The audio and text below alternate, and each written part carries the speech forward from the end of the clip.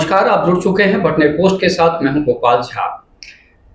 Turning point एक ऐसा show जिसमें हर बार हम एक शख्सियत से रूबरू होते हैं, लेकिन आज हमने एक संस्थान से रूबरू होने का अवसर तलाशा है।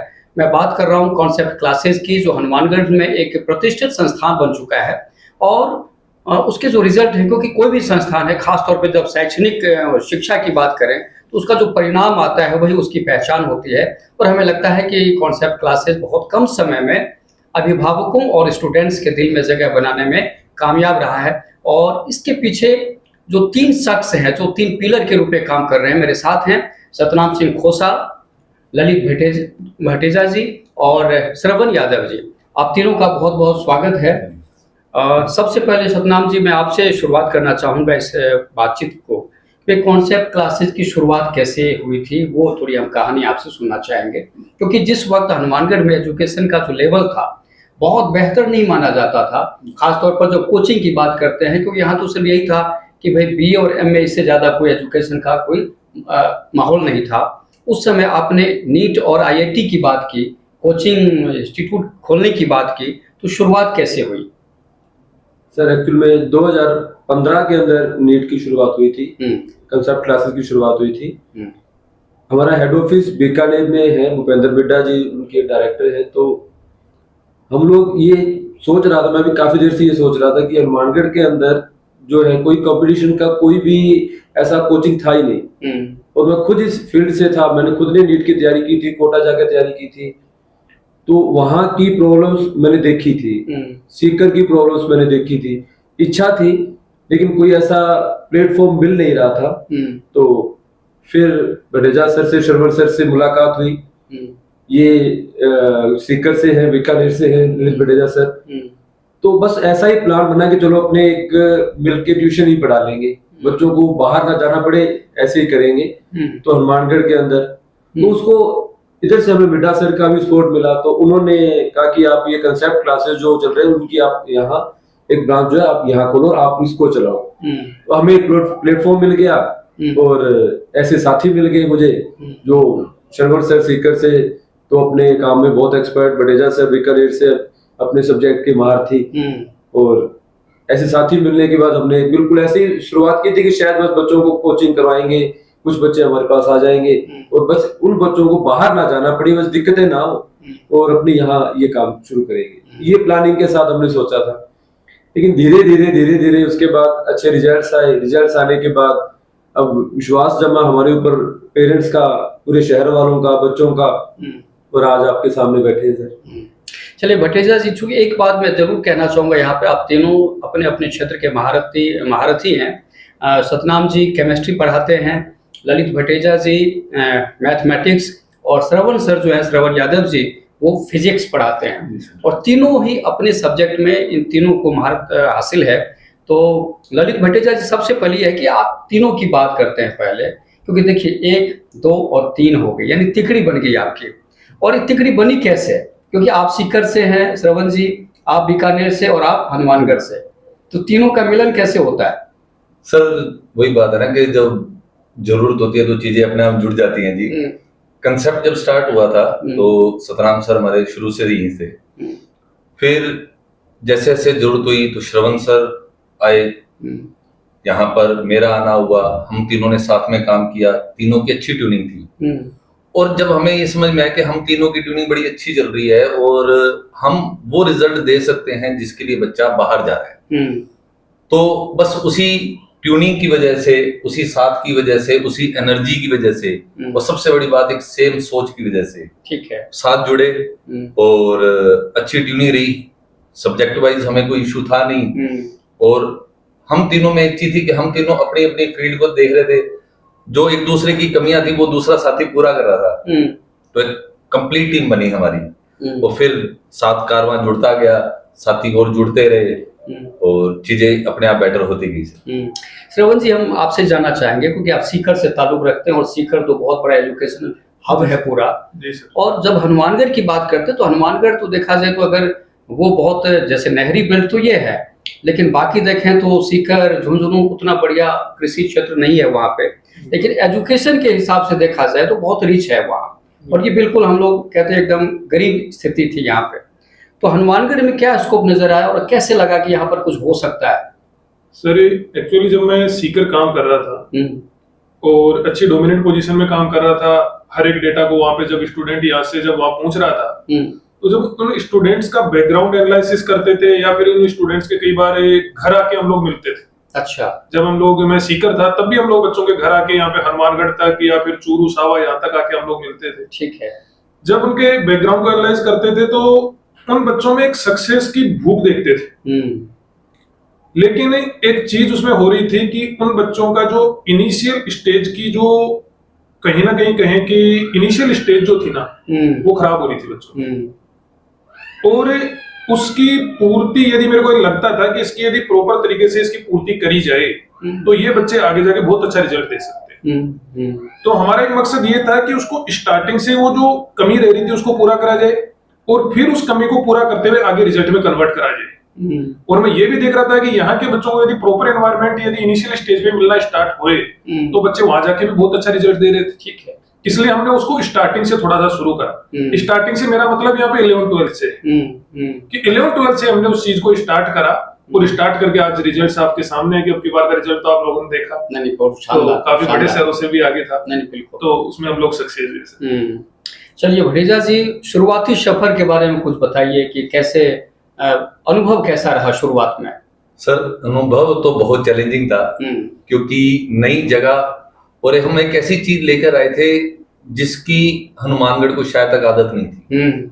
जिस चीज के लिए मतलब एक ट्रेंड बना हुआ था कि आप किसी से भी बात कीजिए कि आप आईआईटी की प्रिपरेशन करना चाहते हैं या नीट की प्रिपरेशन करना चाहते हैं तो जी कहाँ जाएं, जी कोटा जाए, सीकर जाए। ठीक है, तो जब हमने यहाँ पर शुरुआत करी तो बहुत से लोगों ने हमें सलाह दी कि जी नहीं चलेगा, आप कहीं और चलें, आप जॉब कर लें।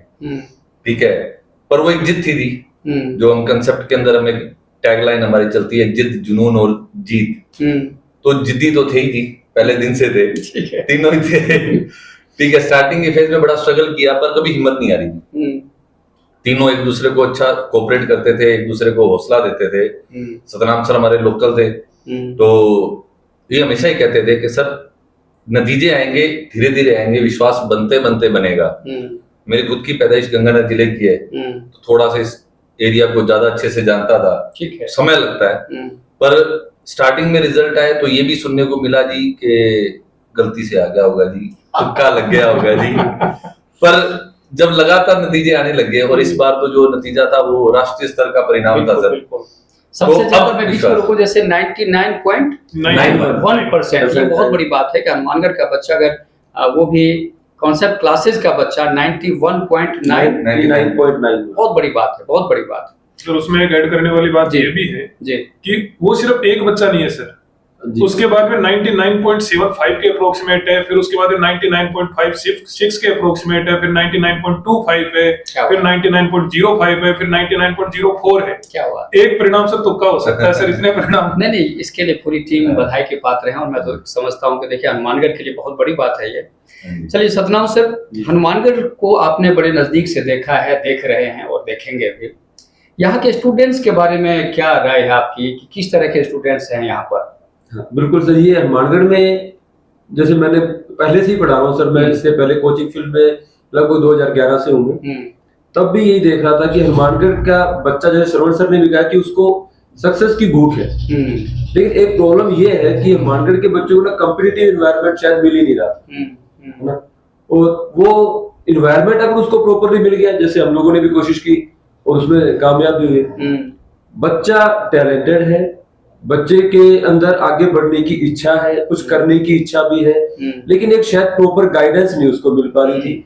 बच्चा अभी भी मैं कई बार ऐसे देखता हूँ, पेरेंट्स आते हैं, बच्चे भी आते हैं कि सर मैं ये करना चाहता हूँ लेकिन पता नहीं कैसे करूँ, इस चीज की तैयारी करनी है, मुझे पता नहीं कहाँ से करूँ, कैसे करूँ। बच्चे के अंदर बहुत इच्छा है, बच्चा खूब आगे बढ़ना चाह रहा है, लेकिन उसको ये समझ नहीं आ रहा कि वो शुरू कहाँ से करे। तो वो मौका हनुमानगढ़ ने हमें दिया, हमने हनुमानगढ़ के बच्चों को दिया कि शुरू आप हमसे करिए, सक्सेस आपको देंगे और आपको एंड करने का मौका भी देंगे हम। चलिए, इस सवाल को थोड़ा अलग तरीके से मैं आपसे जानना चाहूंगा श्रवण जी, क्योंकि आपका सीकर का अनुभव बड़ा रहा है। हनुमानगढ़ के परिप्रेक्ष्य में अगर देखें तो हर यूथ यानी हर आदमी में कहते हैं कि प्लस पॉइंट और एक माइनस पॉइंट है। अगर पर्सनालिटी और सब्जेक्ट के हिसाब से बात करें तो यहाँ का बच्चा क्या नजर आता है, कैसा नजर आता है आपको? सर मैंने यहाँ का मुझे नहीं पता कि बच्चों का क्या बैकग्राउंड और कैसा उनका एक लॉन्ग टर्म में जो इन्वायरमेंट रहा है यहाँ के लोकेलिटी का, वो मुझे नहीं पता। लेकिन फिर भी मैं ये कहना चाहूंगा कि यहाँ के बच्चे में जो फाइटिंग स्पिरिट है ना सर, वो मैं मानता हूँ कि पूरे राजस्थान में शायद कहीं नहीं है। क्या बात है।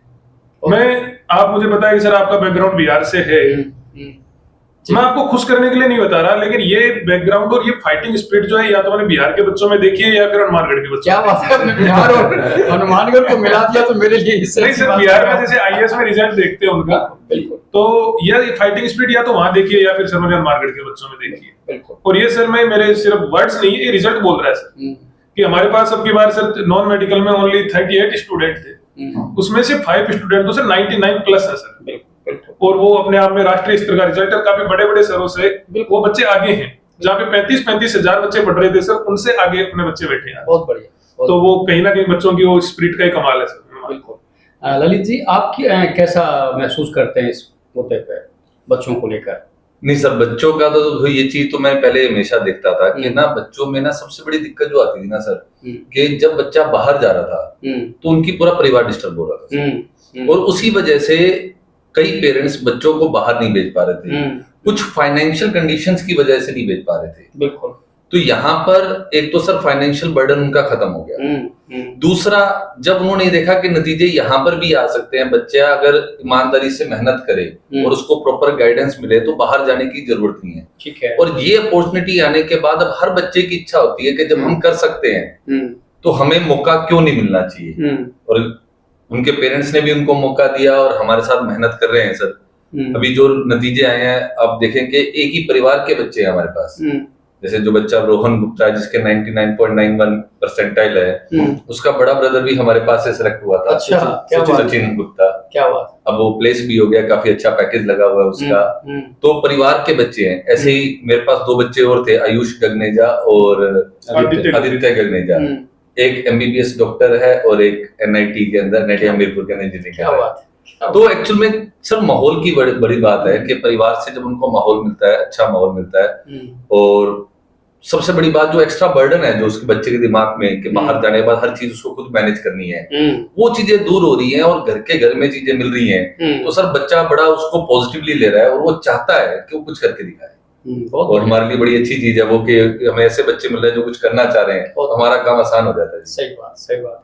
सतनाम सर, आपसे भी यही जानना चाहेंगे कुछ अलग तरीके से कि जैसे आपको लगता है कि नीट और आईआईटी की जो तैयारी करने वाले यूथ हैं, जैसा भी ललित भटेजा सर ने कहा कि पलायन हो रहा था, कोटा, सीकर और भी अलग अलग शहरों में बच्चे जा रहे थे, तो वो जो पलायन का एक दौर था उसको रोकने में कॉन्सेप्ट क्लासेस सफल रहा है? मेरे ख्याल से सर काफी हद तक हम लोग सफल रहे। अभी भी कुछ देखो सर, ऐसा तो होता है कि मैं कहूँ कि 100% हमने रोक दिया, तो ये तो अभी तक नहीं हुआ है। बिल्कुल, वो तो संभव ही नहीं है, वो संभव नहीं है, मुमकिन ही नहीं होता। लेकिन काफी हद तक जिन बच्चों को पढ़ाई के अंदर वास्तव में इंटरेस्ट है, कुछ करना चाह रहे हैं, वो बच्चा आज हम पे विश्वास कर रहा है। हाँ देखो, ऐसा भी है, यूथ सब तरह का यूथ होता है। कुछ बच्चे एक दूसरे को देख के चले जाते हैं। मेरे पास ऐसे भी पेरेंट्स आते हैं कि जिसका फ्रेंड जा रहा है वो मस्ती करेगा, इसको हम नहीं भेजना चाहते पर ये जाना चाहता है। ठीक है, तो इस तरह से देखो उन बच्चों को तो हम रोक भी नहीं सकते। हाँ, नहीं, उनको कैसे रोक। लेकिन जो बच्चा रियल में अपने क्या है कि पढ़ने के लिए जा रहा है, नीट की आईआईटी की प्रिपरेशन के लिए जा रहा है, उनमें से काफी हद तक हम लोग कामयाब हुए। कामयाब होने के पीछे रीजन आपको पता है सर, रिजल्ट हमारी फील्ड में तो सर रिजल्ट है। बिल्कुल, रिजल्ट आएगा तो बच्चों का विश्वास होगा, और रिजल्ट हम लोग लगातार अच्छे दे रहे हैं, तो काफी हद तक कामयाब हुए मुझे लगता है। ललित सर, अक्सर एक सवाल है और जो काफी चर्चा में रहता है कि कहते हैं नीट और आईआईटी की तैयारी करने के लिए वक्त कितना चाहिए? अगर नियमित पढ़ाई की बात करें, स्टडी की बात करें, तो आप क्या मानते हैं? क्योंकि जिस तरह से जो पहले हमने कहा कि लोगों ने मशीन बना दिया, मशीन की बात होने लगी, सब उस पर भी हम चर्चा करेंगे, तो नियमित रूप से स्टडी के लिए कितना वक्त देना जरूरी है कि स्टूडेंट को? आपके सर देखो, अगर रेगुलर पढ़ाई कर रहा है बच्चा तो 7 से 8 घंटे मोर देन सफिशिएंट। ठीक है। और जो बात आती है कि किसी मशीन बना दिया, तो मशीन एक्चुअल में नहीं बना, एक्चुअल में सोच है। आप प्रॉपर एक शेड्यूल के अकॉर्डिंग चलें सर।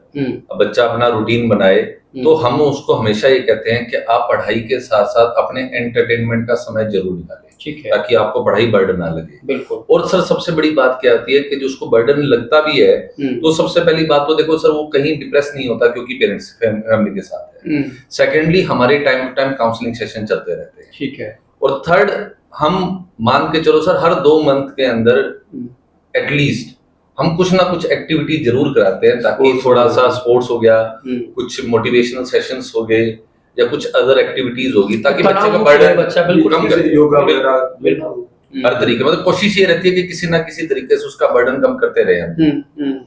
कुल मिला के आप 7-8 घंटा मानते हैं? हाँ बिल्कुल।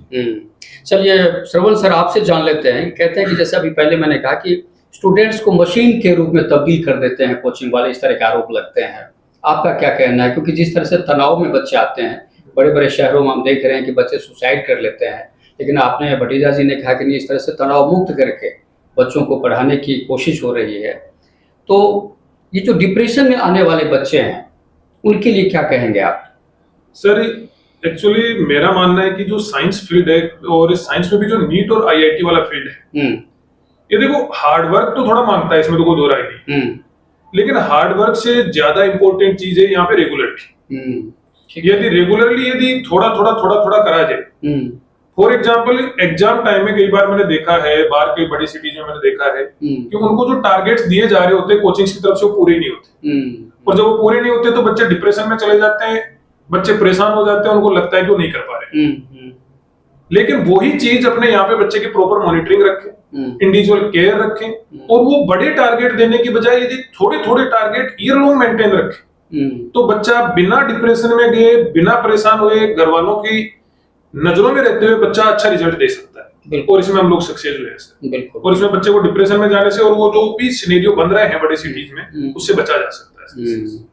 चलिए, और आखिर में मैं आपसे जान लेता हूँ कि कॉन्सेप्ट क्लासेस के को विस्तार देने के लिए कोई प्लानिंग है, कोई योजना है?